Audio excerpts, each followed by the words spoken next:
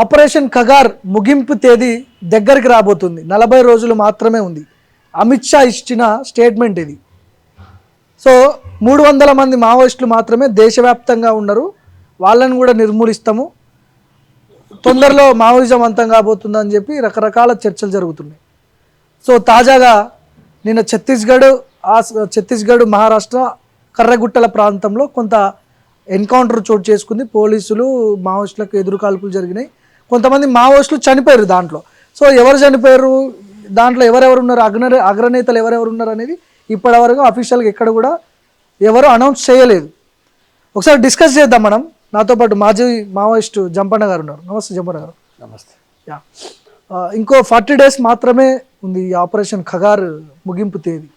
So ఇప్పుడు నిన్న కూడా ఎన్కౌంటర్ జరిగినట్టుంది. మీకు ఏమైనా ఇన్ఫర్మేషన్ ఉందా, అసలు ఏం జరిగి ఉండొచ్చు?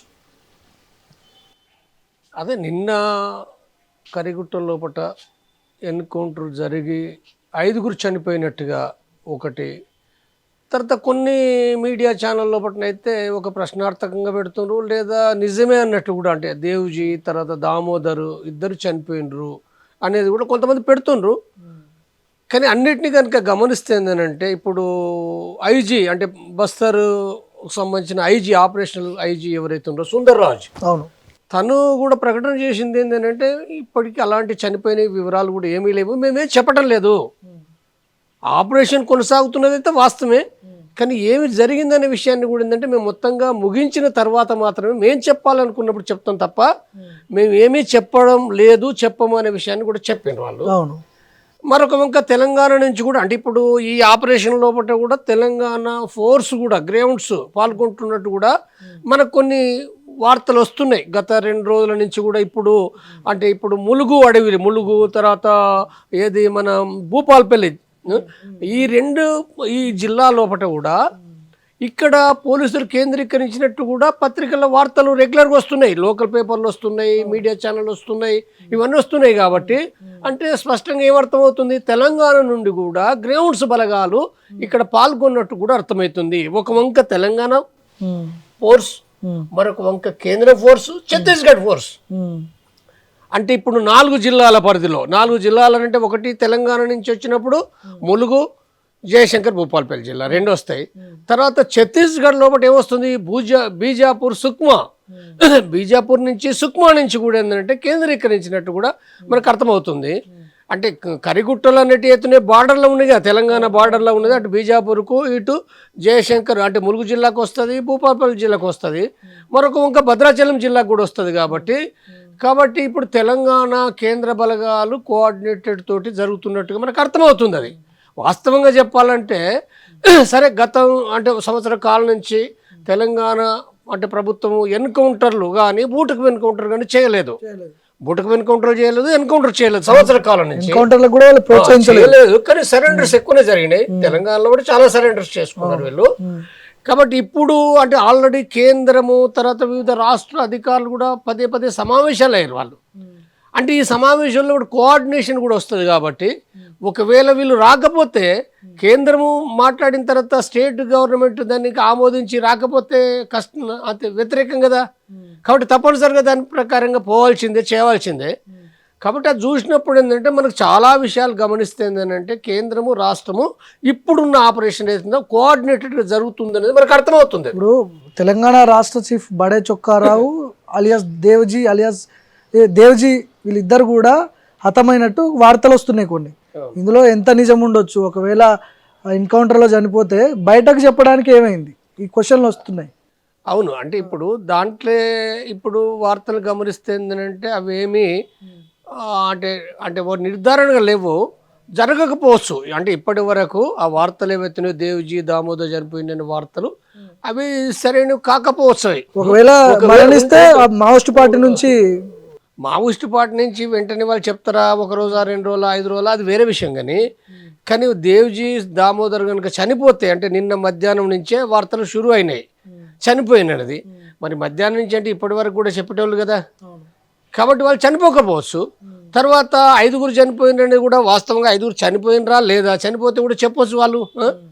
కాబట్టి ఆపరేషన్ వాస్తవం, ఆపరేషను మొత్తం అంటే ఇప్పుడు నేను చెప్పిన ఈ జిల్లా లోపల కంటిన్యూగా ఆపరేషన్ జరుగుతున్న మాట వాస్తవం. అనేక ఎన్కౌంటర్ జరిగిందా, ఎన్కౌంటర్ జరిగిందా లేదా? ఎన్కౌంటర్ జరిగితే జరగవచ్చు, చనిపోయిన ఆధారాలు అయితే స్పష్టత లేవు, ఎక్కడ లేదు. ఇప్పుడు కాల్పులు ఎన్కౌంటర్ అంటే కాల్పులే కదా, కాల్పులు అయితే కావచ్చు, కాల్పులైనంత మాత్రం నేను చనిపోయినరా గాయపడ్డరా మనకేం రుజువులు లేవు అవి. తర్వాత ఇప్పుడు బంకర్స్ను కూలగొట్టిండ్రని లేదా సాహిత్యం దొరికిందని ఇవన్నీ అంటుండ్రు. బంకర్స్ అని అంటే పాత బంకర్స్ ఉంటాయి కాబట్టి వాటిని మళ్ళీ అంటే ఇప్పుడు చెకింగ్ క్రమంలో కూడా కొన్ని ఉండొచ్చు, వాటిని కూలగొట్టవచ్చు. లేదా పాత టెంపుల్లో భాగంగా కొన్ని పుస్తకాలు దొరకవచ్చు, పుస్తకాలు ఏవో దొరకవచ్చు. కాబట్టి ఇవి ప్రామాణికం కాదు. అంటే ఇప్పుడు అంటే చనిపోయిన ఎన్కౌంటర్ అయినరా లేదా అనేది అవుతుందో మనకి స్పష్టత లేదు అది. కాబట్టి అయితే దీనిని బట్టి ఇప్పుడు ఆపరేషన్కి కంటిన్యూ అవుతుంది. ఇప్పుడు గత సంవత్సరం ఏప్రిల్ నెలలో వాళ్ళు 21 రోజు ఆపరేషన్ చేశారు. 21 రోజు కరిగుట్టలో ఆపరేషన్ చేసింది 21. ఇప్పుడు అందుకోసమే ఇప్పుడు కరిగుట్టలు 2 అంటున్నారు కదా, కరిగుట్టలు 2 ఆపరేషన్ సంవత్సరం క్రితం జరిగింది నెంబర్ 1, ఇప్పుడు నెంబర్ 2 పెట్టారు. అంటే ఇది ఒక ప్రతిష్టాత్మకంగా అంటే అమిత్ షా మాట్లాడిన నేపథ్యంలో ఆల్రెడీ డేట్ కూడా కదా, ఇంకా 40 days ఏమో ఉందని 40 days అంటే మార్చి 31 డేట్ కాబట్టి కేంద్ర ప్రభుత్వం చాలా ప్రతిష్టాత్మకంగా తీసుకుంటుంది. దీన్ని ఖచ్చితంగా వీలైనంత తొందరగా ముందే ముగించాలి. 300 మంది మాత్రమే ఉన్నారా దేశవ్యాప్తంగా మావోయిస్టులు? అంటే ప్రభుత్వ పేపర్లో వస్తున్న లెక్కల ప్రకారం అయితే 300 మంది ఉన్నారు. సిసి సభ్యులు కూడా పెద్దగా ఎవరు లేరు, 4 మాత్రమే పరిమితమయ్యారు అని చెప్పి అంటున్నారు. వాస్తవం అది? ఇప్పుడు 300 మంది ఉన్నారా, 100 మంది ఉన్నారా, లేదా 1000 మంది ఉన్నారా, ఇప్పుడు మనం ఊహించి చెప్పాల్సింది తప్ప మనకి ఇప్పుడు అలాంటి ఊహలు మనకు వెళ్ళేవి. ఎందుకంటే చాలా మంది అంటే కొంతమంది సరెండర్ అయ్యారు, కొంతమంది సాయుధ పోరాట విరమణ చేశారు, కొంతమంది చనిపోయినరు. మరి మిగిలిన వాళ్ళు ఎంతమంది మళ్ళీ ఏం వచ్చిండ్రు ఏంటి మనకేమి తెలియదు. ఏదైనా వాళ్ళు ఉన్నది అయితే మాత్రము తెలంగాణలో ఉన్నారు, ఛత్తీస్గఢ్లో ఉన్నారు, ఒరిస్సాలో ఉన్నారు, జార్ఖండ్లో ఉన్నారు. ఈ 4 అంటే ఏఓబీలు లేరు, అయిపోయినరు. మహారాష్ట్ర, మధ్యప్రదేశ్, తర్వాత ఛత్తీస్గఢ్ బార్డర్ లోపల ఉండి అది అయిపోయినరు. కాబట్టి ఈ 4 రాష్ట్రాల పరిధి లోపల అంటే మావోయిస్టులు ఉన్నమాట వాస్తవం. కానీ ఎంత సంఖ్యలో అంటే తగ్గిపోయిన మాట వాస్తవమే. ఈ రాష్ట్రాలని చెప్పిన దాంట్లో కూడా చాలా తగ్గిపోయినరు. కానీ ఎంత స్థాయిలో ఉన్నారనే విషయాన్ని మనం ఏమీ చెప్పలేము. అది పోలీసులు ఒక సందర్భంలో వాళ్ళు 300 చెప్తారు, 500 చెప్తారు. కాబట్టి అవి కూడా ప్రామాణికం 100% ఏం కాదు. కొంతవరకు వాళ్ళు కరెక్టే చెప్పొచ్చు కొంతవరకు, కానీ 100% కరెక్ట్ అని కూడా ఏమీ లేదు. ఇప్పుడు సెంట్రల్ కమిటీ మెంబర్స్ చాలా మంది ఉండే, 20 మందికి పైగా టీం ఉండే, పెద్ద టీం అది. కానీ ఇప్పుడు 4, 3, 2-3 పేర్లు వినపడుతున్నాయి అంతే. దేవ్జీ కావచ్చు, బడే చొక్కారావు, వీళ్ళ పేర్లు మాత్రమే ఉన్నాయి. వీళ్ళనే ఉన్నారా లేరా అనే క్వశ్చన్లు వస్తున్నాయి ఇప్పుడు. లేదు, ఇప్పుడు సీసీ మెంబర్లు అంటే పాత సీసీ మెంబర్. ఇప్పుడు ఎవరైనా చెప్పగలిగేది అంటే పాత సీసీ మెంబర్లు చెప్తారు. నేనైనా ఏం చెప్తా, పాత సీసీ మెంబర్ల గురించే చెప్తాను. నాకు తెలిసింది పాతది, ఇది అందరికీ తెలుసు. ఇంటెలిజెన్స్ వాళ్ళకు 10 ఏళ్ల కింద తెలుసు. కాబట్టి నేను చెప్పేదైనా వాళ్ళు చెప్పేదైనా దాదాపు ఎవరు చెప్పినా దాదాపు గవే. పాత వాళ్ళు అంటే ఎవరు? పాత గణపతి ఉన్నాడు, అందరికి ఎరికే కదా, ఆయన ఎప్పటి నుంచో ఉన్నాయనే. ఆయన ఉన్నాడు. మల్లారాజు రెడ్డి అందరికి ఎరుకున్న వ్యక్తే, దేవ్జీ అందరికి ఎరుకున్న వ్యక్తే. ఈ 3 ఉన్నారు. తర్వాత సునీర్మల్ లేదా సాగర్ జార్ఖండ్ లో ఉన్నాడు. ఆయన జార్ఖండ్ నుంచి ఎవరు ఉన్నారు అని చెప్తారు. సాగర్ మిస్త్రీ అంటారు. కాబట్టి ఈ 4కు సంబంధించింది ఏదో వీళ్ళు పాత వాళ్ళు ఉన్నారు ఉన్నమాట వాస్తవం.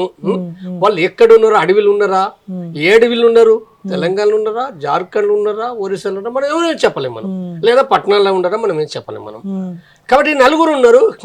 మరొక ఒకరిద్దరిని వాళ్ళు ఎవరిని తీసుకున్నారు మనకు తెలియదు. ఇప్పుడు మేడారం ఆ పరిసర ప్రాంతాల్లో కొంతమంది తిరుగుతున్నట్లు నిన్న మొన్న కూడా కొన్ని కథనాలు వచ్చినాయి. అవకాశాలు ఏమైనా ఉన్నాయి అక్కడ తిరిగే అవకాశాలు? అంటే వాళ్ళు తిరుగుతున్న వార్తలు చాలా నుంచి మనం వింటున్నాం. మనం ఇక్కడ తెలంగాణ లోపల కూడా ఇక్కడ వాళ్ళు తిరుగుతుండే విషయాలు కూడా పత్రికలు రాస్తున్నాయి.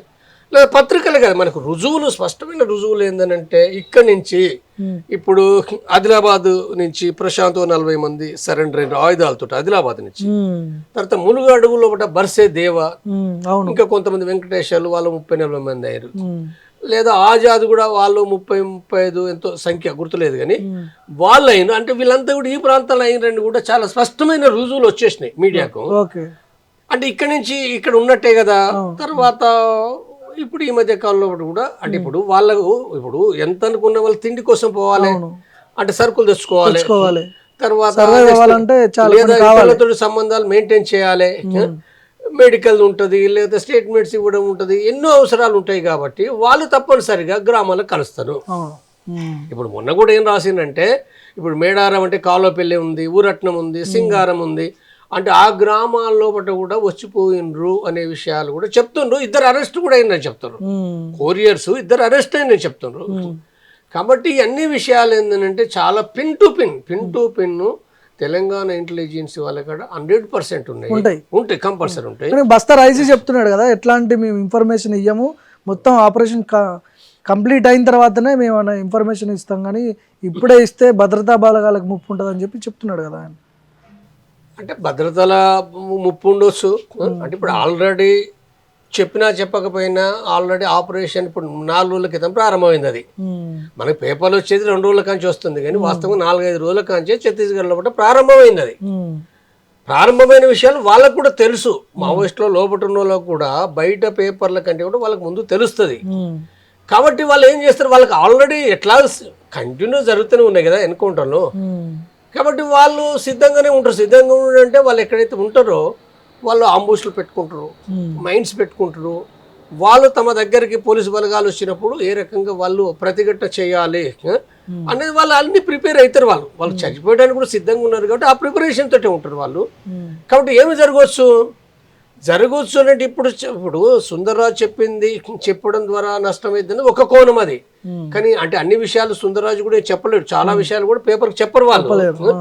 కాబట్టి అవి ఏమైనా జరగవచ్చు, ఏ కారణాల రీత్యా అయినా కానీ. అంటే ఒక మిలిటరీ వ్యూహాలు, మిలిటరీ ఆపరేషన్స్ సాధారణంగా ఎవరూ చెప్పరు. ప్రభుత్వ బలగాలు చెప్పాయి, మావోయిస్టులు కూడా చెప్పరు. ఓకే, మీరు చివరిగా చెప్పండి. ఇప్పుడు ఈ డేట్ 40 days డేట్ ఒకటి 300 మంది మావోయిస్టులకి కుదించబడ్డది, పార్టీ మొత్తం దేశవ్యాప్తంగా అని చెప్తున్నారు. ఈ డేట్ లోపల వీళ్ళందరినీ అంతం చేయడం సాధ్యమేనా? అసలు మావోయిజం మనం మర్చిపోతామా? పుస్తకాలలో చదువుకోవడమేనా? మావోయిస్టులు ఇంకా బతుకున్నారని చెప్పి మనం మాట్లాడుకుంటామా? ఏం జరుగుతుంది భవిష్యత్తులో? నేను మొదటి నుంచి చెప్తున్నా, ఇవ్వాలి కదా. అంటే మార్చి 31, 2026 అని చెప్పి ఎప్పుడైతే అమిత్ షా ప్రకటించిండో, అంటే సంవత్సర కాలం పైనుంచి ప్రకటించిండో, నేను అప్పటి నుంచి ఒక పాట పాడుతున్నా. ఎదుట ఉన్న వాళ్ళు మనుషులే, మీరు మనుషులే, వాళ్ళు మనుషులే, తక్కువ ఎక్కువలు వేరే, బలాబలాలు వేరే ఉండొచ్చు. కానీ ఎవరైతే గిరిలా యుద్ధం చేస్తున్నారో వాళ్ళు కూడా వాళ్ళ ఆలోచనలు, వాళ్ళ పద్ధతులు, వాళ్ళ విధానాలు వాళ్ళకు ఉంటాయి. వాస్తవంగా చరిత్రలో 50 సంవత్సరాల చరిత్ర లోపట, మావోయిస్టు ఉద్యమ చరిత్ర లోపట మేము 5 సంవత్సరాల్లో, 3 సంవత్సరాల్లో, సంవత్సరం లోపట ఈ డేట్లు పెట్టి చేసారు.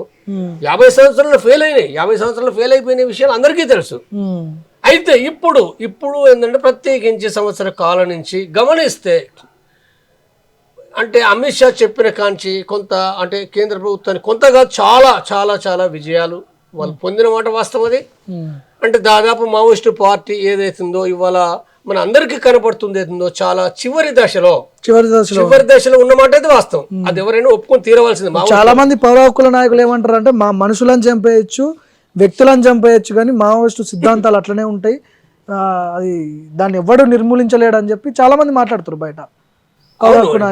ఇప్పుడు సిద్ధాంతాలు అనేటి ఏతినాయో, మార్క్సిజం అనేది అంటే ఏదైతుందో, మార్క్స్ రాసిన సిద్ధాంతాలు మొత్తం ప్రపంచానికి, ఒక భారతదేశానికే కాదు ప్రపంచం లోపల ఎక్కడైతే అన్యాయాలు, అసమానతలు, అణిచివేత, దోపిడీ, శ్రమ దోపిడీ ఉంటుందో ఉన్నంత వరకు కూడా ఏంటంటే కమ్యూనిజం ఉంటుంది, మార్క్సిజం ఉంటుంది, వర్గ పోరాటాలు ఉంటాయి అనేది మార్క్సిజం చెప్తుంది. మార్క్సిజం రాసింది 150-170 సంవత్సరాల క్రితం కదా. 1847 ప్రాంతంలో కమ్యూనిస్ట్ ప్రణాళిక రాసిండు. అంటే 175 సంవత్సరాల క్రితము రాసినది ఏదైతుందో ఇది. అంటే అన్ని దేశాల్లో ప్రపంచంలో కమ్యూనిజాన్ని దెబ్బకొట్టడానికి ప్రపంచంలో పుట్ట అసలు దాడి చేయని వాళ్ళు ఎక్కడున్నారు? సరే, అంతటి చేసింది కదా, అంతటి చేసినా నిర్మూలించగలిగినరా? నిర్మూలించలేదు, సాధ్యం కాదు, ఎట్టి పరిస్థితులు కాదు. తల కింది, నేను మళ్ళీ చెప్తాను, తల కింది పెట్టి కాలు మీద పెట్టినా, హిట్లర్ లాంటి వాళ్ళు 100 మంది పుట్టినా, 1000 మంది పుట్టినా వాళ్ళు ఏమి చేయలేరు. చంపగలుగుతారు, కొంతమంది చంపగలుగుతారు, వాళ్ళకు ఉన్న బలం ఉంది కాబట్టి. కానీ మళ్ళీ మళ్ళీ మళ్ళీ మళ్ళీ మళ్ళీ మళ్ళీ కమ్యూనిజం మొలకెత్తుతూనే ఉంటుంది, పెరుగుతూనే ఉంటుంది, అభివృద్ధి అవుతూనే ఉంటుంది. మళ్ళీ గుణపాఠాలు తీసుకుంటారు, మళ్ళీ కొత్తగా ముందుకు పోతారు. కాబట్టి నువ్వు కమ్యూనిజము, మార్క్సిజము, మావోయిజం అనేది అవి సిద్ధాంతాలు. ఆ సిద్ధాంతాలకు సంబంధించింది ఏదో దానికి బలం ఎక్కడుంది? దానికి బలం ఎక్కడుందంటే అణిచివేత, అన్యాయాలు, దోపిడీ అనేది ఉన్నంత కాలం ఉంటుంది. అది పోయిందా? మరి పోయిందా? పోలేదు కదా. పోలేదు కాబట్టి ఇప్పుడు ఇవాళ 20 ఫిబ్రవరి 20 అంటే ఇవాళ ప్రపంచ ఒక దినం ఏంది సామాజిక ఒక న్యాయ దినం అని చెప్పి పాటిస్తారు. అంటే ఇది జరగటం లేదనే కదా, జరగటం లేదు కాబట్టి ఏంటంటే ఇవాళ ఒక బీసీలు మాకు రిజర్వేషన్ కావాలంటున్నారు, మేము అనగదొక్కబడ్డాం, దళితులు మేము చాలా సుదీర్ఘకాలము దోపిడికి గురైన అనగదొక్క రిజర్వేషన్ కావాలంటున్నారు, వాళ్ళపైన అణచివేతను వ్యతిరేకిస్తున్నారు, మహిళలు వ్యతిరేకిస్తున్నారు. మహిళలే కాదు రైతులకు గిట్టుబాటు ధరలు లేవు కదా. కార్మికులు ఇప్పుడు కార్మికులు మొన్న ఫిబ్రవరి 12 కూడా సార్వత్రిక సమ్మె జరిపింది కదా, దేశవ్యాప్తంగా జరిపింది కదా, విజయవంతమైంది అది ఆ మేరకు విజయవంతమైంది. కాబట్టి ఎందుకు జరుపుతున్నారు వాళ్ళు? వాళ్ళపైన అంటే పని భారమే కాదు జీతాల తగ్గింపుని అనేక రకాలుగా ప్రభుత్వాలు, పెట్టుబడిదారి వర్గాలు, కార్పొరేట్ వర్గాలు దోపిడీ చేస్తుండ్రు కాబట్టి వాళ్ళు పోరాడతారు. కాబట్టి వాళ్ళ పోరాటం ఉందంటే కమ్యూనిజం ఉంది. ఇప్పుడు నేను ఏమంటున్నాను, నువ్వు కమ్యూనిస్ట్ అవునా కాదని కాదు.